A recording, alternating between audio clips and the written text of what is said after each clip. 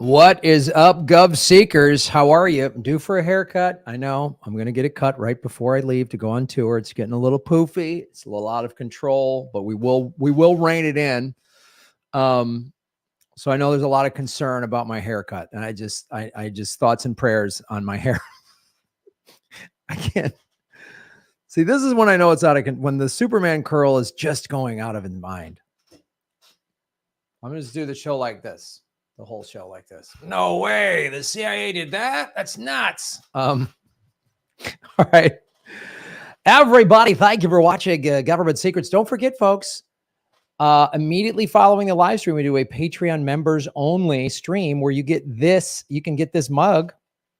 And we've shipped out, Patreon notified me they shipped out a bunch of rewards like stickers and mugs and stuff. So if you got any of that stuff, do us a favor, take a photo of it and put it on social media and tag Lee and I.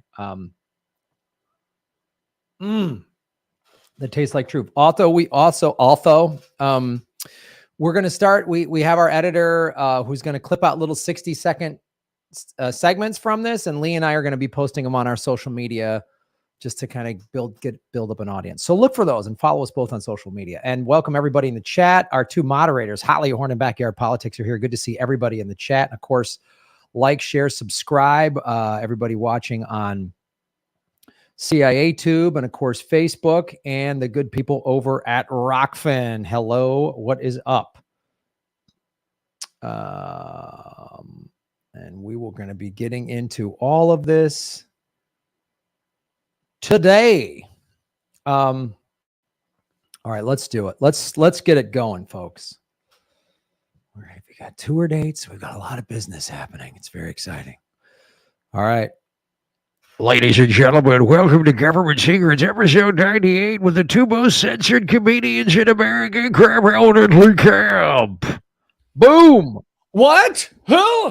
What? Where am I? I always love when you comment on how you need a haircut right before bringing me on. You're like, this is out of control, folks.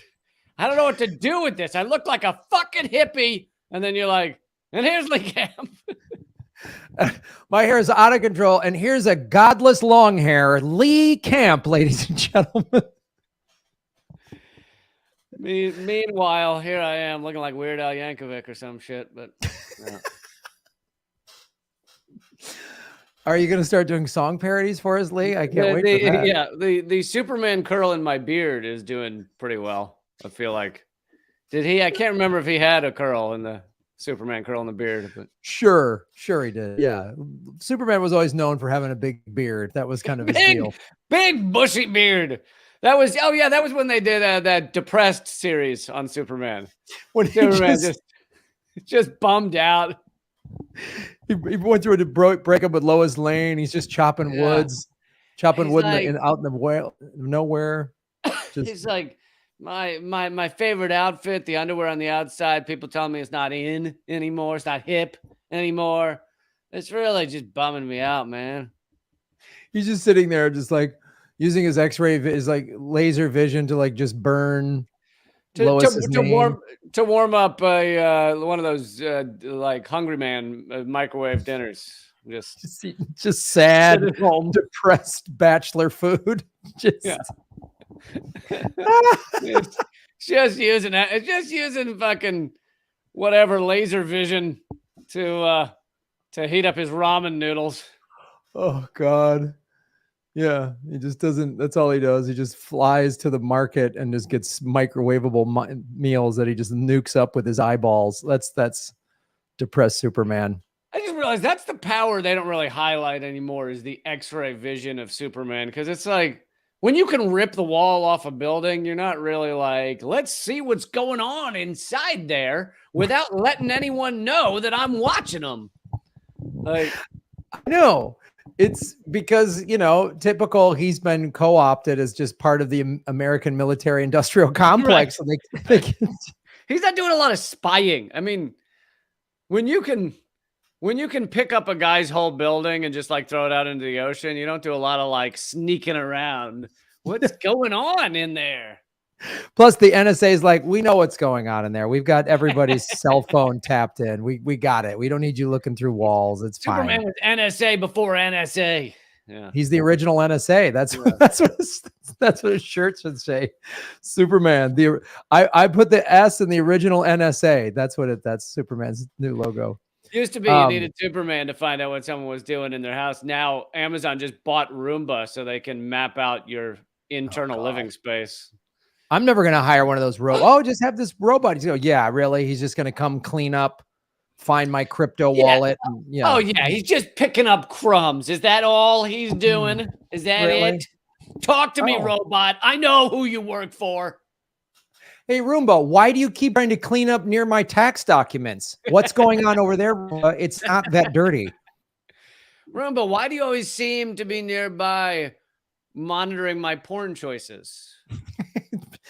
Roomba, why are you going near my hard drive full of Epstein files? Why do you keep going near that, Roomba? Well, Lee, before we get into our GovSeeks, we should let people know we've got 3 European shows. Our Government Secrets live Euro tour is happening, right, buddy? Stockholm, October 3rd. Then we go to Berlin, October 5th. And then London, October 12th. Tickets are at leecamp.com and grahamelwood.com. That's right. It is happening, man. And people better get their tickets now. Just cuz. Yeah, and those are the only shows we're doing, guys. So if you're somewhere near one of those cities like Stockholm, or like if you live in Copenhagen or remember that country Ireland or Ireland. Spain. Yes, or Paris. You should come to one of those. Like if you live in a different part of Germany, or let's say you live in, remember we talked about Estonia. Estonia we found out is near something. So remember when we discovered that on the show? That's right. Graham had one of the deeper realizations on the show. He said Estonia is near something. And it's totally true. I mean, you can look it up right now. It is true.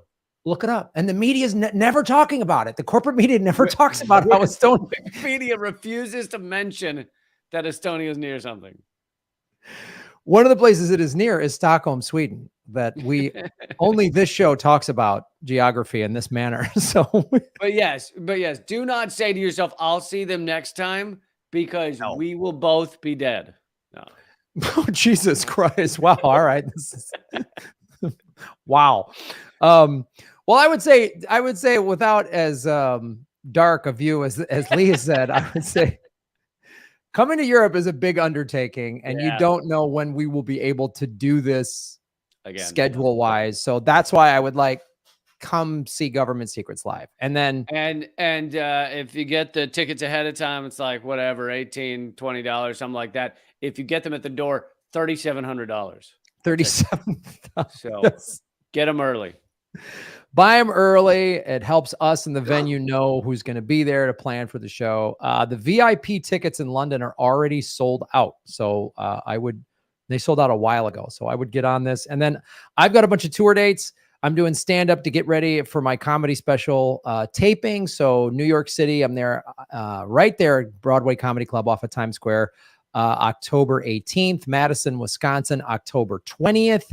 Detroit, Michigan, October 21st. Cincinnati, Ohio, October 22nd. And then I will be in Sweet Home, Chicago, taping my special on October 26th at Zanies, one of the oldest clubs in the country, one of the clubs I started at.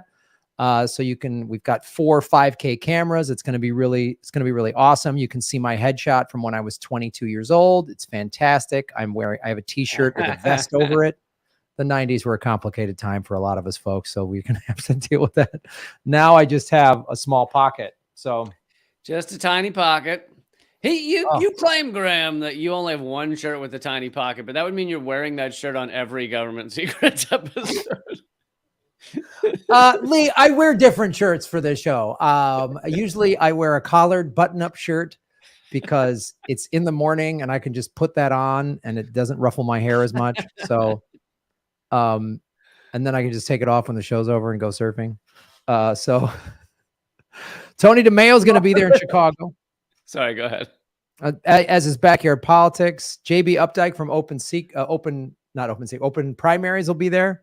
It'll be a fantastic show. So go to grahamelwood.com for all of those tickets and come see us at a live show. They are a lot of fun. All right, man. Let's do yours first. So I wanted to do just a today in government secrets. On this day in government secrets, ladies and gentlemen, we want to talk about the Walking Purchase or Walking Treaty. Was a 1737 agreement between the Penn family, the original proprietors of the province of Pennsylvania. So literally, the state of Pennsylvania was just owned by a family, just to give you an idea of how America started. Do you know the idea that there weren't oligarchs in early America? Yeah. That's hilarious. That's a hilarious concept. This country, the Declaration of Independence and the Constitution were written by oligarchs. So it became the Commonwealth of Pennsylvania after 1776. So, and the Lenape Native Indians, also known as the Delaware Indians, in the purchase. Now, Lee, before I get into this, do you think true or false? Just try. I don't know. Just take a guess. Do you think this was a fair deal for the Native American tribe? Judging by my knowledge of history and historical facts, yes, the Native Americans had a lot of good deals. They got a lot of good deals from the whites. Deals. That the whites would come over and offer them their land back. Not really. No. Yes. Well, this is another great example of how rich white, oligarchs gave the Native Americans a fantastic deal.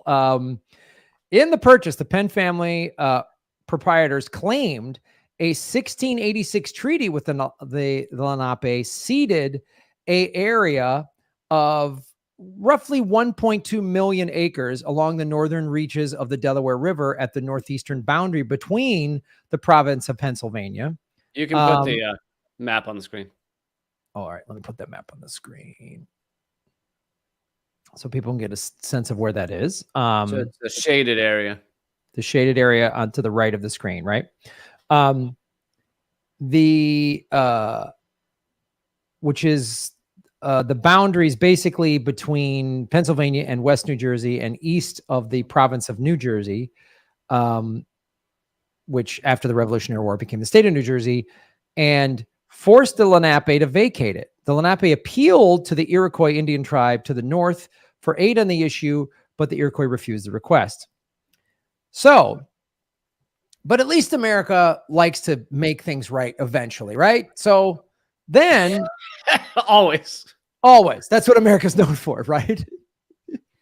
So then in 2004, there was a court case, the Delaware Nation versus the state of Pennsylvania. The Delaware Nation, one of three later federally recognized Lenape tribes, and its descendants in the 21st century claimed 314 acres of land included in the original so-called purchase in 1737. But the U.S. District Court granted the Commonwealth's motion to dismiss. It ruled that the case was non-justiciable. That sounds like a good reason. Just we're making up words to screw over Native Americans. And the Delaware Nation's allegations of fraud were untrue. This ruling held through several appealed actions made through several levels of the United States Court of Appeals. The United States Supreme Court refused to hear the case, which had the effect of upholding the lower appeals court's decision. So basically the modern day Native Americans were saying, this land was stolen from us, and they were just asking for, I believe I have it right, a tiny portion of it back. 314 acres. 314 acres. That's like the size of a rich person's estate. Yeah. And after 1.2 million acres were taken from them, they just wanted 300. We're traded with them for the price of 3 fresh oysters. Yeah. And all they wanted was 300 acres. And our fucking white supremacist court system was like, yeah, I don't think so. Yeah. I know you got your people got screwed over a couple 100 years ago. So we're going to stick it to you again. How about that? How's that sound? Right. Because, you give them 300 acres and then they want the fucking 500 acres. And we just don't have the land to give. I mean, we just don't have that much. Yep.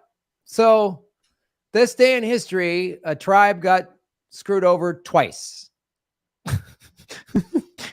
So that, that's another thing to be proud of, Americans. It's rare that this country can, well, not rare, but yeah, we always just stick it to you twice. If we can get you a second time, we're going to do that. And then say, well, the court, so, you had your day in court. That's always our corrupt court system. Until recently, like a few years ago, it suddenly occurred to me that not only our systems, I mean, our court systems are run by, mostly rich white people. I mean, to become a elite lawyer or elite judge, generally you are coming from a more wealthy family. Not always, but a lot of the time. And so not only is it kind of run like that part I knew, but it only occurred to me was like, oh yeah, all the rich white men, landowning men wrote the laws in the first place. So yeah. Then you go into the courts and you go, hey, we'd like this to happen or this to happen. They go, look at this law that my grandfather wrote. Just some old. It's a thing we've talked about a lot on the show because there's so many segments we've done where they want to feel good about themselves. So they find some loophole or they rewrite some law and go, well, that's the law. Like it's even more weaselly than just taking it and saying we stole it from you. It's like more than then they come back and say, oh, well, our system, oh, great. Yeah. The Supreme Court. Sorry, you froze there for a minute. I don't know if you just froze for me or froze for everybody, but I don't think am I good? Everybody in the chat? Am I good? Doesn't sound like it. Anyway, seems all right now. Good. Well, so that's this week in Government Secrets, Lee Camp. That's a fantastic history lesson. This show is the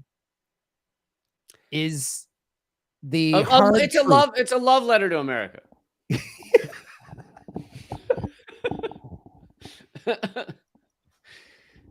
It's just a real Hallmark card, one of those where you open it up and like a heart pop up comes out and some music starts playing. That's what it is to America. Lee, you and I should both start doing this show with a green screen and then just have like American eagles flying and flags waving behind us the whole time we do the show. And just occasionally a guy shooting at the eagles. So just another teaser for the live show. What we did at our live show in Los Angeles a year ago, the music that was playing as everybody was walking in was patriotic American music. So I really want to do that in foreign countries. So honestly, it was like, I have to thank Graham for putting the pre-show together because that was all you. But it was such a LSD trip of of inside jokes that someone had to watch every episode to get half of. And it was just so you just see images of John Tesh albums and shit. I had to put a photo up of my smashed up Nissan Leaf. I put the John Tesh thing. There was a Nessie for mayor of Atlantis campaign poster that we put up there. It was, I'm going to make another one that's going to have more inside jokes on it. With a map of Estonia near something. That's what I'm going to have. Something to do with goat balls. Yeah, it's going to be epic, folks. Yeah, it was so much fun to make because it's just such an inside. It's just all inside jokes for diehard fans. That's all it is. All right. Well, this next topic is it's an epic topic. I wanted to do her justice because our history that's taught to our children in this country does not do her justice. But I don't know if you want to do your weird voice thing. I like how it's just an appeasement for your kind of on the spectrum buddy. Like, it's just sort of like, I know you like doing. I know you have, if you want to let off your Tourette's for a moment, go for it. I know you like yelling in weird voices, Graham. If that keeps the balances out the one pocket. So this. All right, Lee. Thank you. Since I do this for the fans, because like every once in a while they let the special kid swing the bat at the baseball game. He doesn't know, it doesn't count. that's what this is. It's just like you edit this out of when we post this online, so nobody knows that I did this. Graham doesn't know this has not been on any actual podcast. Well, here goes everybody. Ladies and gentlemen, it's time for Lee Camp segment number 2, a really long one. Wow, you do know how to hype a segment. You know how to sell it, man. All right, so this is the story of Fannie Lou Hamer, which for those of you who are like history buffs, you may be like, oh yeah, awesome, I know all about her. But the reason I view this as a government secret is because I wasn't taught about her in school. And I think that although she did get some acclaim towards the end of her life and shortly thereafter, I think this is one of those people that, American history would like to slowly forget, to let ease away, slowly disappear, like the way, those curlers let go of the stone as they slide along, just slowly ease away from it.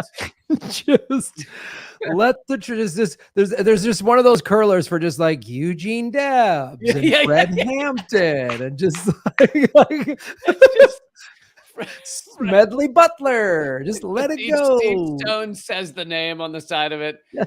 Goodbye, Smedley. Goodbye. Hello. Oh, thank you, Henry Wallace. Just let it slide. Right. Exactly. So, and I'll be honest, for those of you who don't know who Fannie Lou Hamer is, I fucking didn't know until a few weeks ago. So I'm finding out about her right now in real time.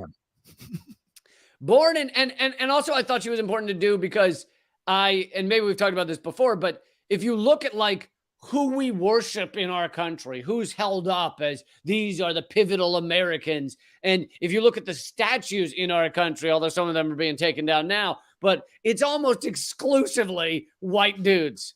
Almost exclusively white dudes on horses. There are more horses to look up to in America than black women, apparently, according to our statues. So...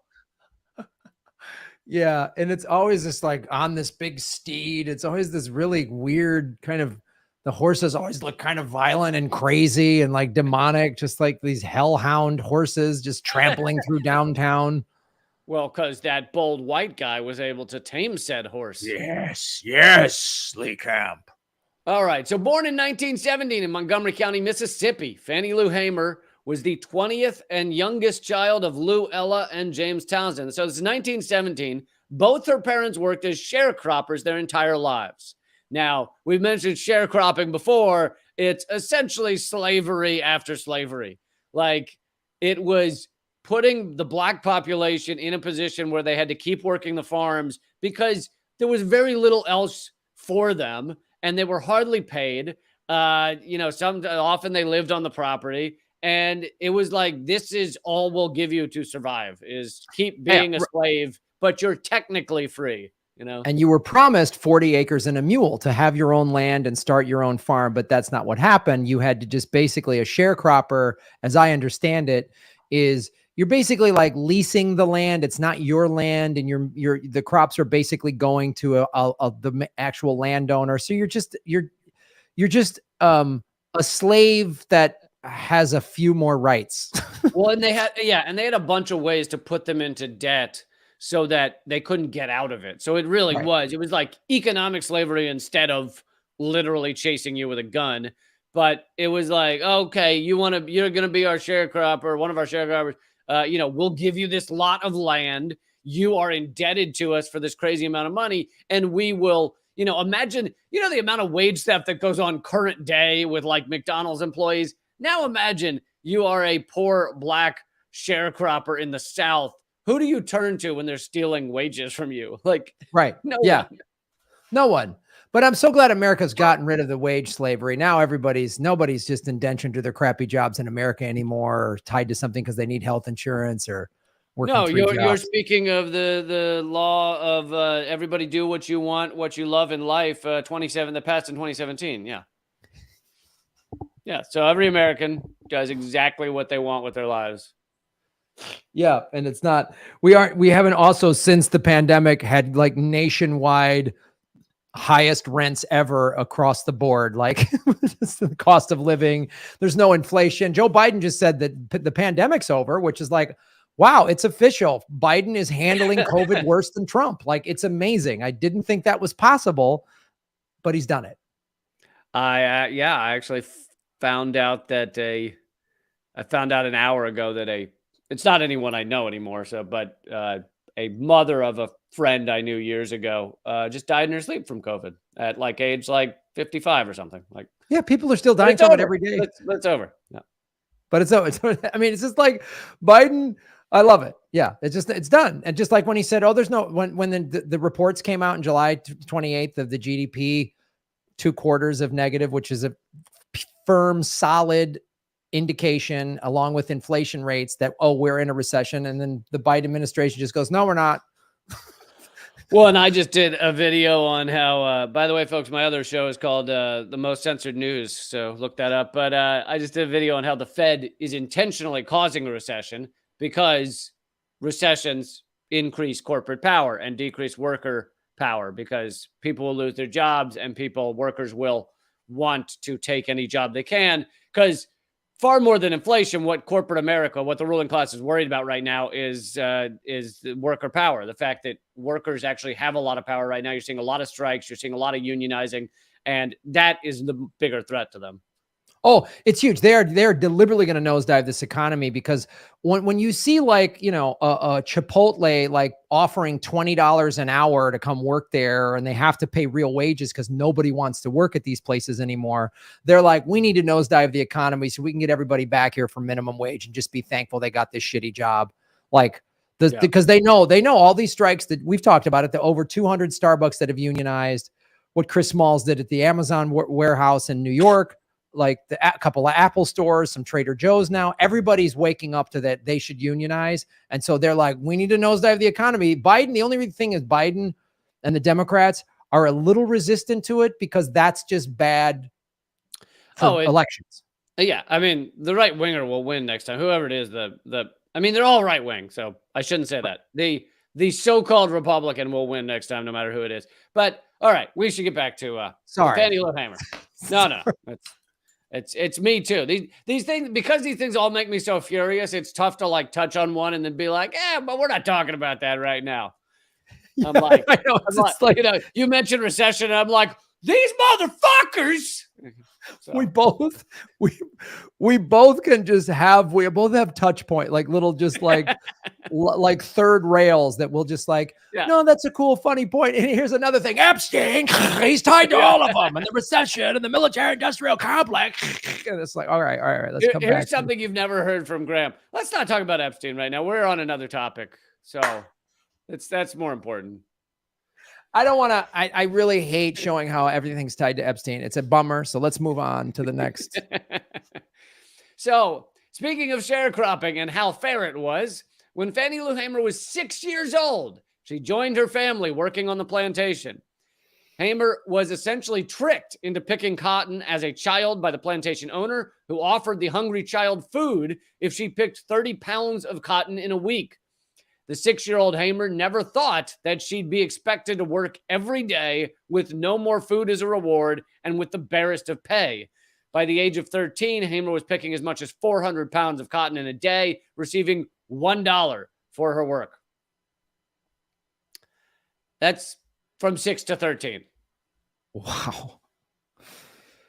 Fannie Lou Hamer's parents tried hard to keep their children in school, but apparently, I didn't know this either. Apparently, even if they were in school was 4 months back then. So, because these people, you know, poor people, but especially black people, were expected to be working out in the fields all day, even if they were children. So, all right, we'll let them go to school for 4 months. And they often didn't have the right kind of clothes to wear, so they would miss out on school or whatever. Since Hamer had learned how to read and write during her brief time in school, she also worked, once she got a little older, she got married to a truck driver, and she worked as a timekeeper on the plantation, which involved maintaining the records of the bales picked, pay due, working hours, etc.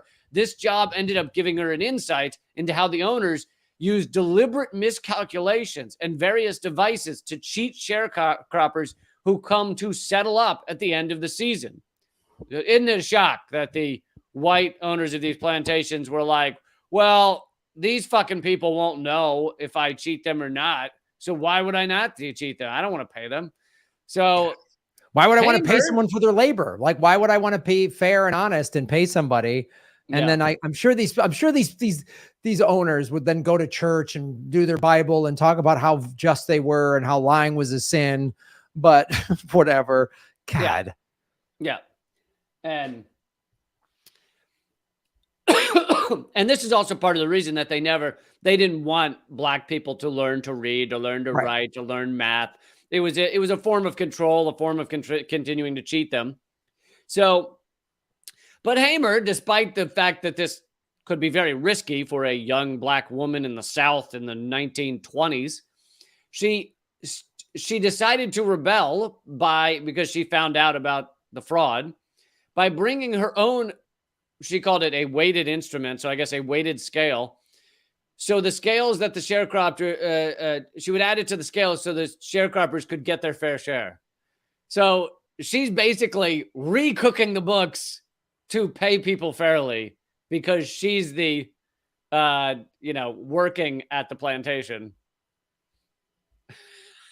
I mean, I can't imagine what, like, the risk she was taking other than just being fired. Who knows what the fuck they would have done to her if they'd found out. Wow. Well, that's some badass Robin Hood shit right there. Like, I'll give her credit for that. I mean, that's like, yeah. Yeah. In 1961, Hamer underwent surgery. Oh, Grant, I think we're coming up on the moment where Graham just stares in stunned silence at me.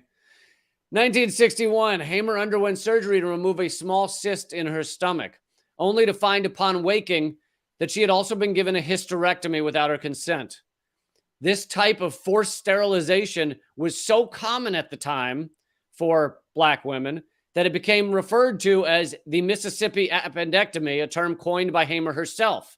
In 1964, Hamer testified before a panel in Washington, D.C., that at the North Sunflower County Hospital, 6 out of every 10 Negro women, that's her term, that go to the hospital are sterilized without their consent. Jesus. Like, God. You see why they don't want anyone to learn about this, because it's just so awful. They're just like, no, we want to keep this. It's all of it. It's just like when we were doing the curling thing, there's like Japanese internment camps, the genocide of Native Americans, sterilization, sterilizing people. Oh, God. Yeah. Forced sterilizations. And by the way, it's a very extensive article. It's great. It's actually in grunge.com, which I don't know about them, but I did double check plenty of their stuff. So it's a good, reliable article, but there aren't that many long form articles, honestly, about Fannie Lou Hamer. But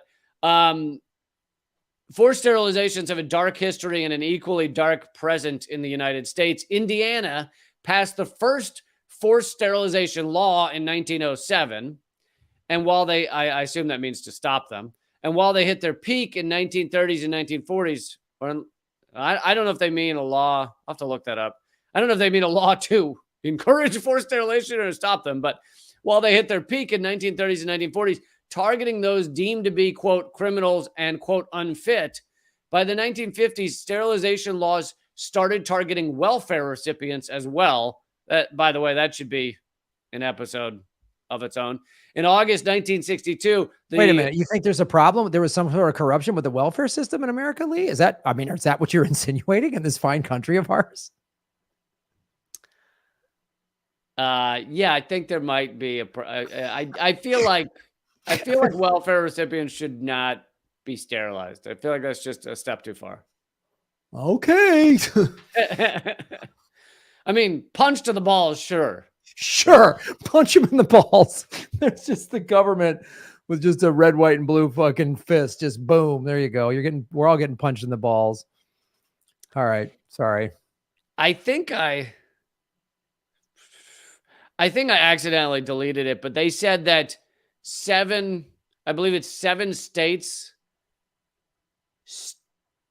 Oh, never mind. I'm confusing with something else. But anyway, so yeah, forced sterilization of many people in in American history that we should do an episode on. But in August 1962, the Student Nonviolent Coordinating Committee, which was a well-known, activist committee for civil rights, etc., came to Ruleville, Mississippi, and after learning of her constitutional right to vote, Hamer and 17 others volunteered to go register.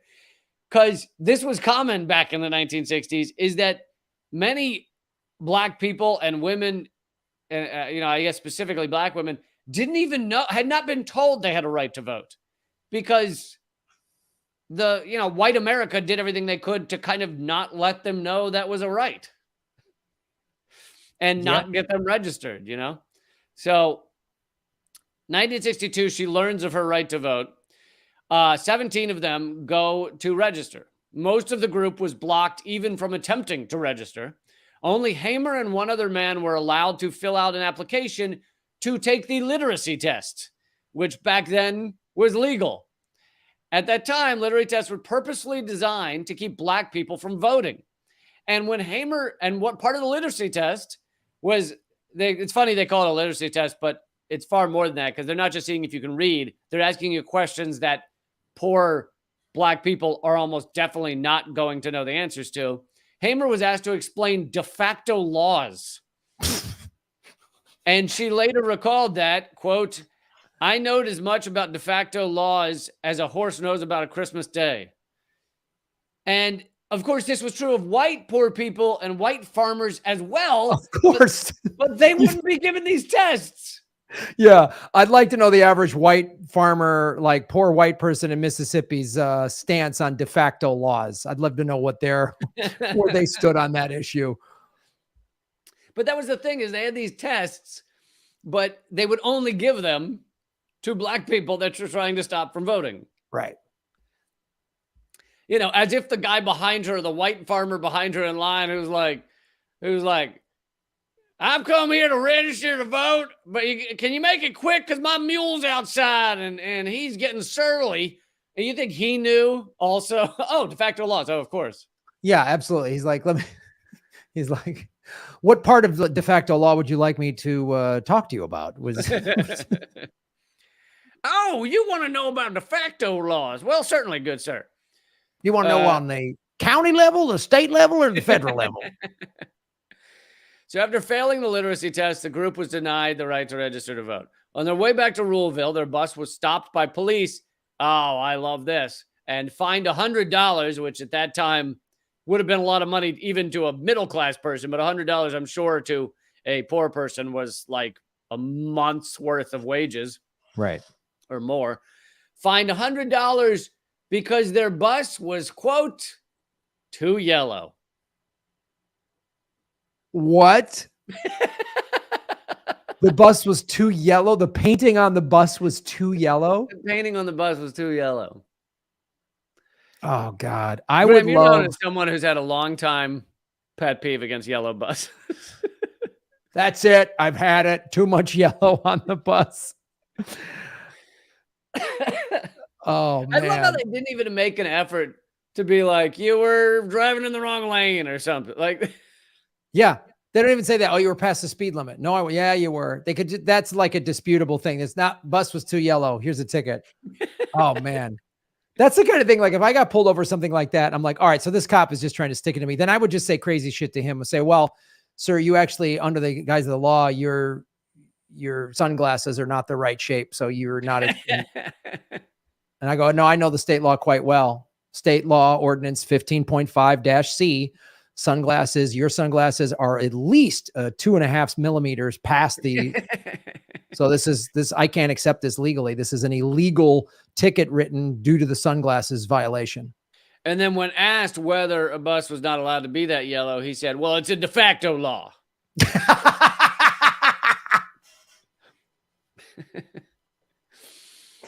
Oh. So in the classic we just want to bribe scenario, the passengers gathered together enough money, all the money they had, and the police let them go. But upon returning to Marlowe's plantation, where Hamer worked as a bookkeeper, she found that Marlowe was aware of her attempt to register. And by the way, that must mean the cops had called him to tell her plantation that she was trying to register. So he was aware, and he demanded that she withdraw her application because, quote, we're not ready for that in the state of Mississippi. Hamer refused and responded, I didn't go down there to register for you. I went down there to register for myself. And Marlowe promptly fired her and threw her off the plantation. Wow. So in 1963, she tried again. She told the registrar she had another attempt at the literacy test.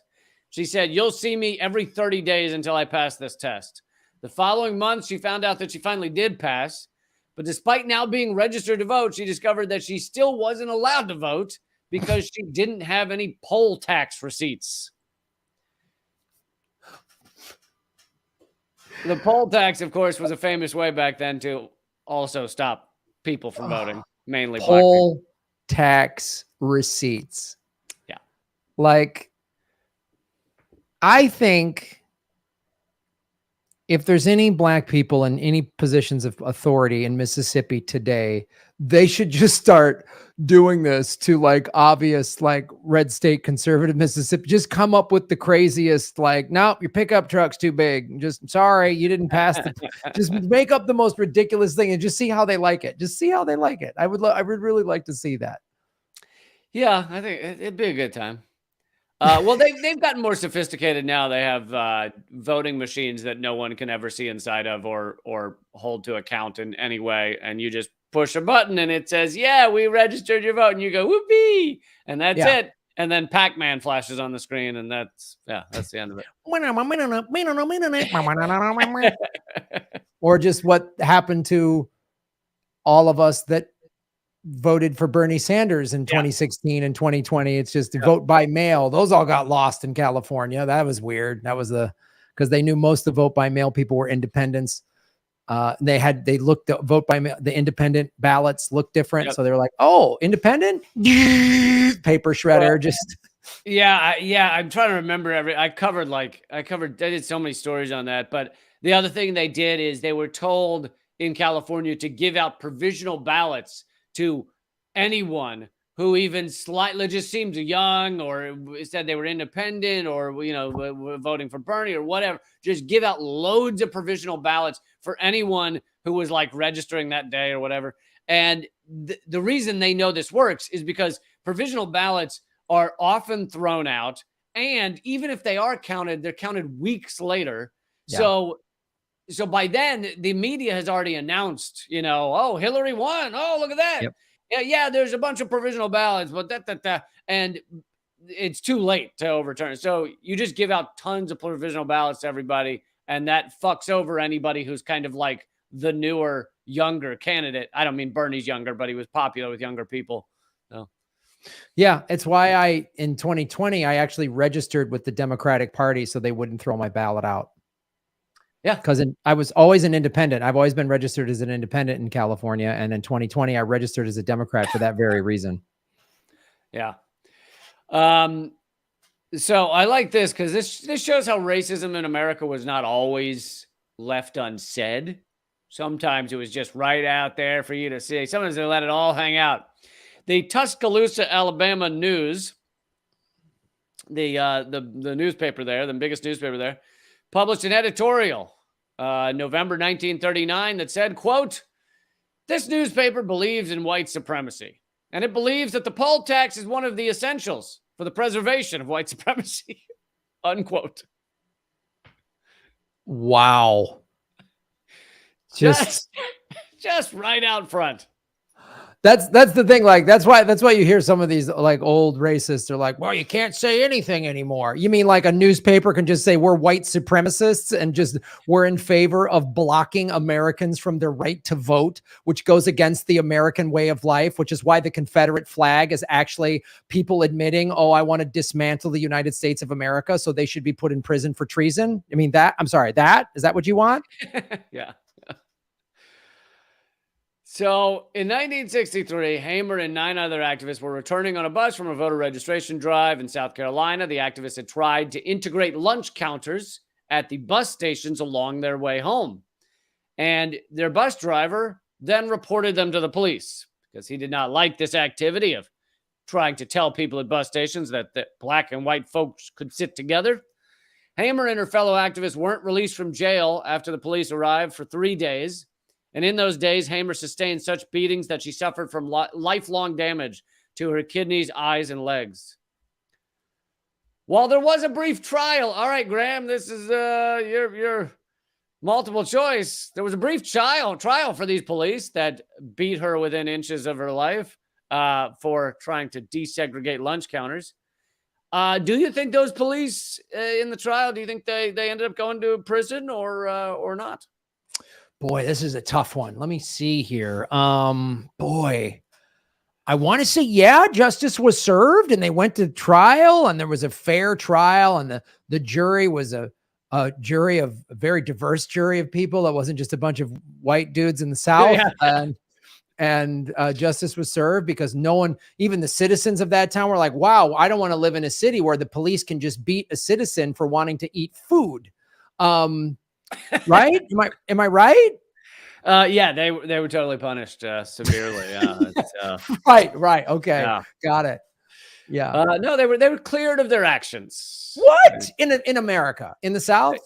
They probably got in front of the court and they said, well, you got to understand the reason we beat her is because she was being uppity.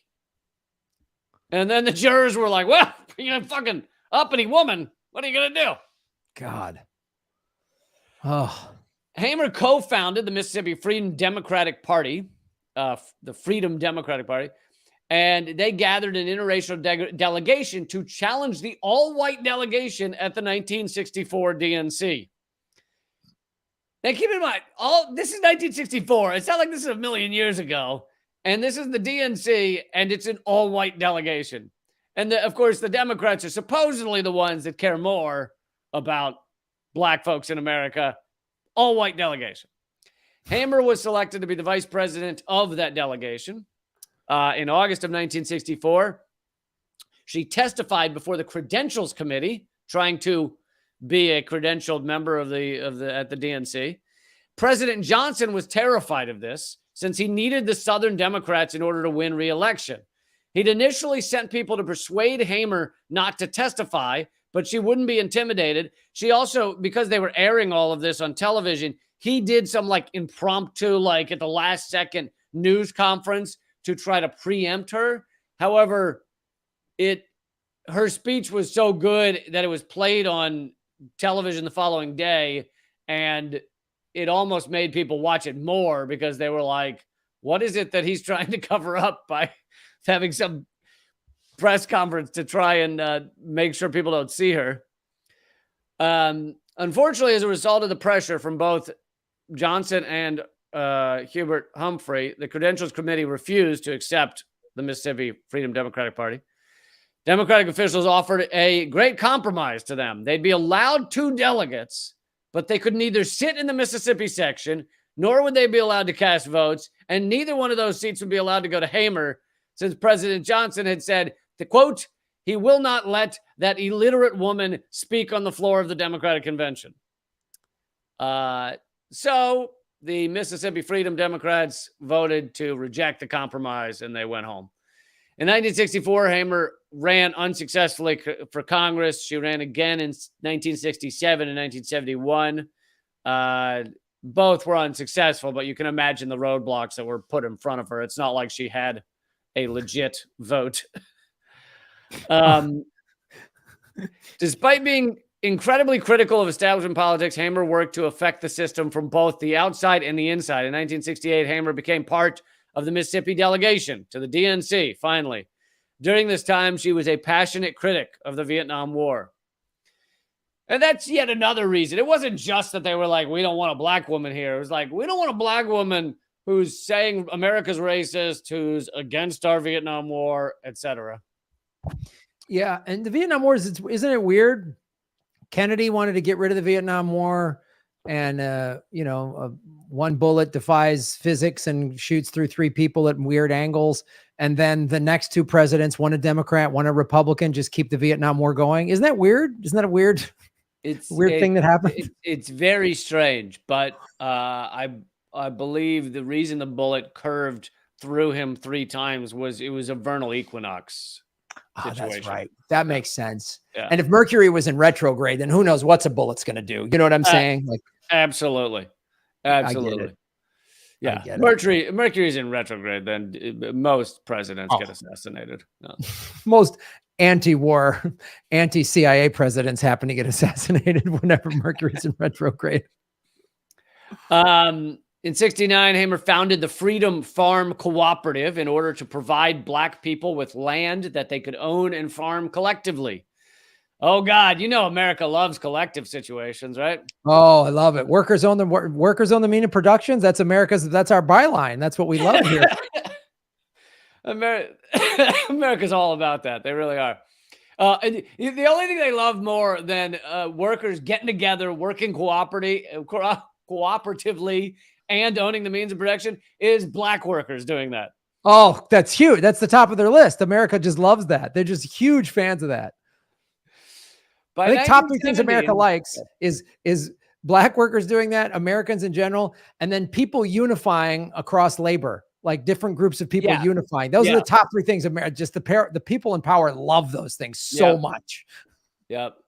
And just look at how much the Biden administration has been helping to create these unions across America. Oh, they just every strike, Biden's there on the front lines. Yes. Yeah. He didn't just have they Chris have Smalls. they have to keep that applesauce IV hooked up to him, but he's there. Yeah. He didn't just have Chris Smalls come to the White House for a photo op and then try to take credit for what Smalls did, even though he was probably actively trying to block it. No. It's totally, that's what Biden's all about. Yeah. By 1970, so 1 year later, the co-op had amassed 680 acres for cultivation. In 1970, the collective also started a pig bank for impoverished families.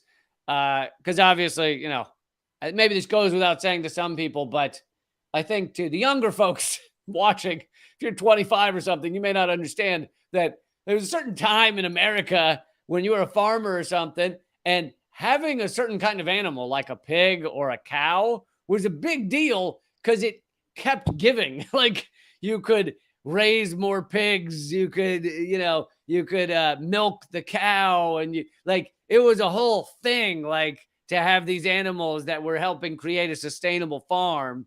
So whereas now you just say pig and people go, well, what's it sliced up and put on top of? Like, that's the end of the conversation.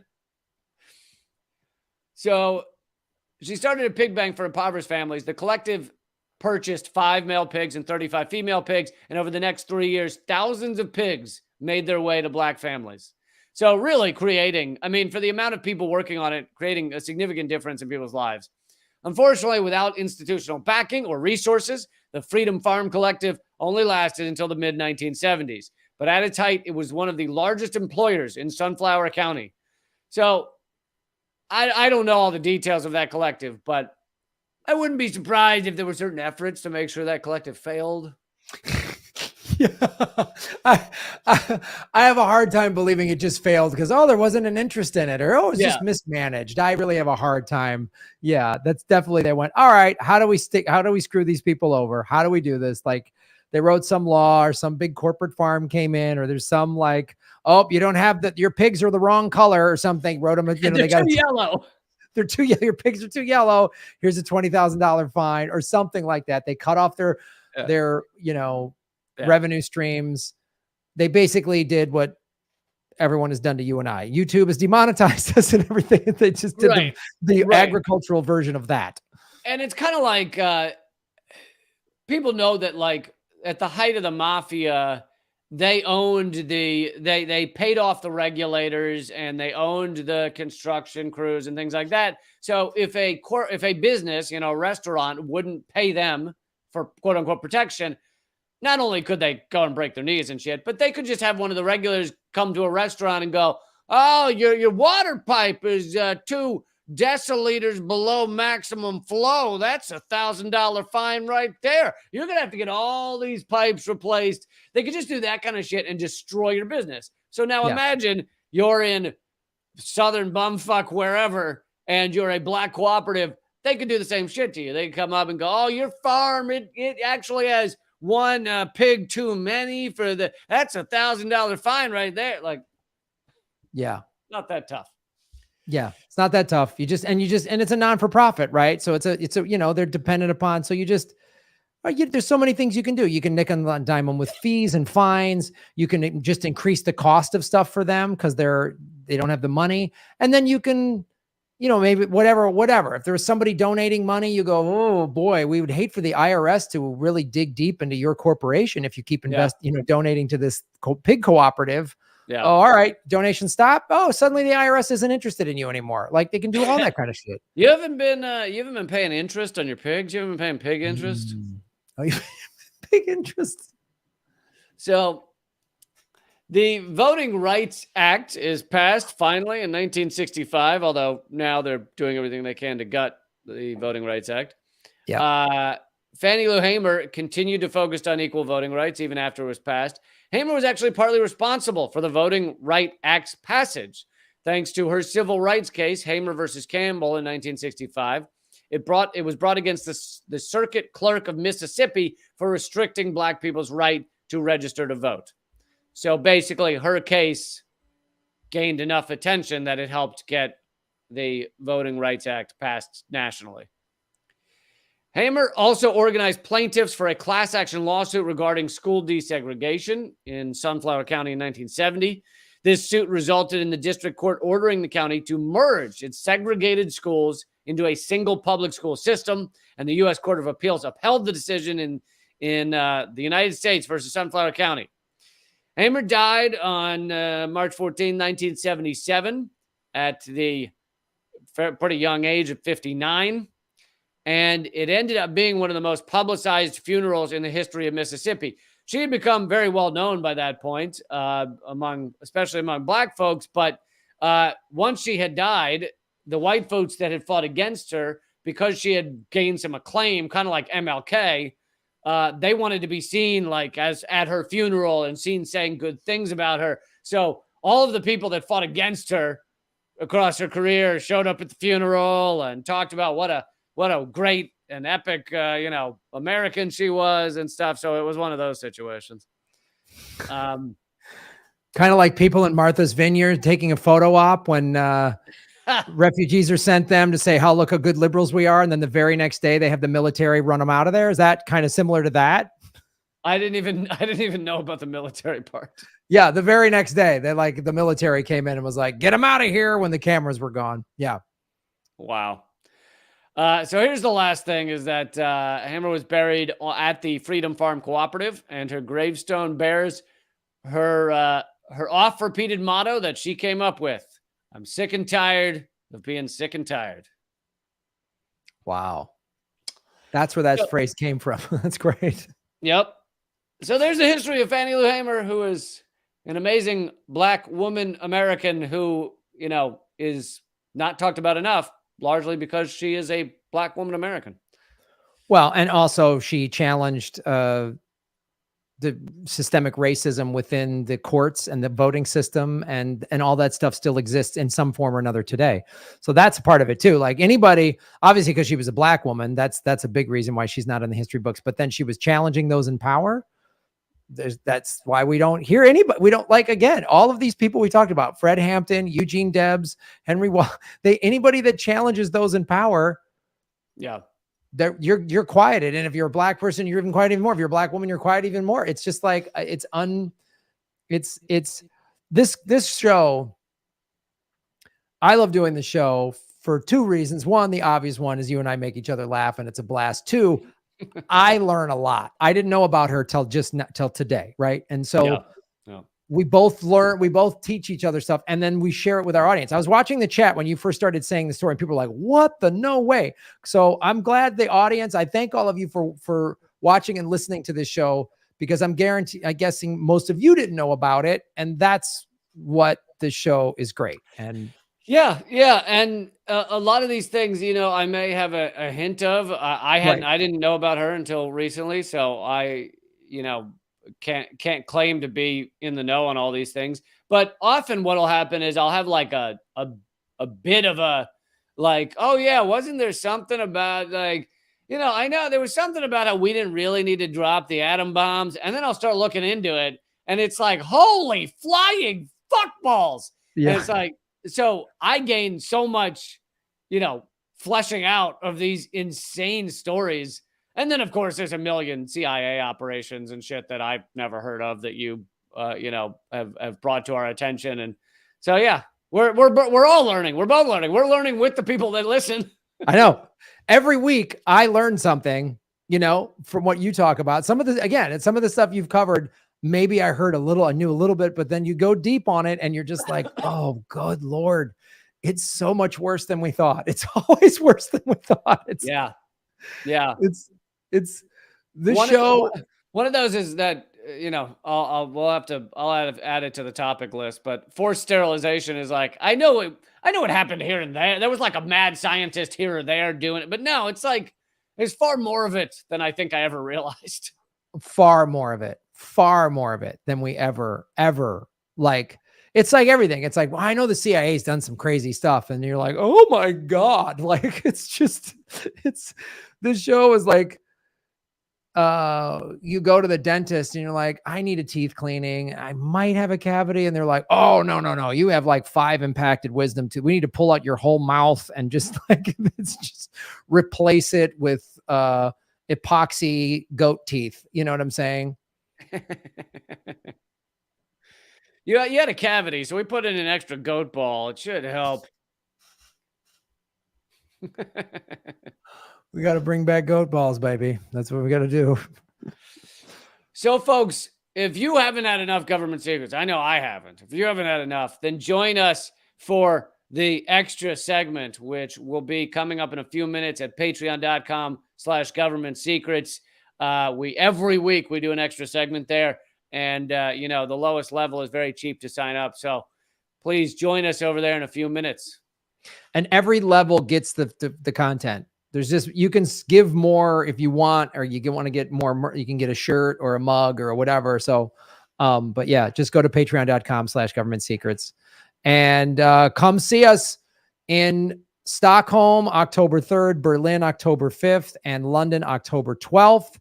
And then my tour dates: New York City, October 18th, Madison, October 20th, Detroit, October 21st, Cincinnati, October 22nd, and Chicago, October 26th. So all tour dates are at GrahamElwood.com, and Government Secrets you can get at GrahamElwood.com and LeeCamp.com. Thanks for listening to Government Secrets episode 93. Really, every episode makes us not trust this country even more. I love when Graham's epic voice guy gets confused. When that guy's just like stuttering for words, it's like, wow, that guy's having a tough time in the voice. Really, every time I don't know. I think I've lost faith in humanity. Episode 98. What's the point? Like he's just. One of these days, the pew pew is going to be him shooting himself. He's just going to be like, I can't do this anymore. Goodbye, cruel world. Guy, voiceover guy, the big. What happened, voiceover guy? I'll see you on the other side. We never mention it, but the next episode is like, and coming up now, episode 97. It's never mentioned. There's just a new. Today on Government Secrets, episode 99, Lee Camp has a segment, and it's a lot. We just get some NPR announcer to do it. Yeah. While there's like cool jazz playing in the background. All right, my friend. We will see you. over Patreon. Patreon. See you there. Bye. Thank you, everybody. Go to patreon.com/government secrets. Thank you, Holly. Thank you, Backyard Politics, for being our moderators. And come to a live show. We'll see you soon. Beow, beow.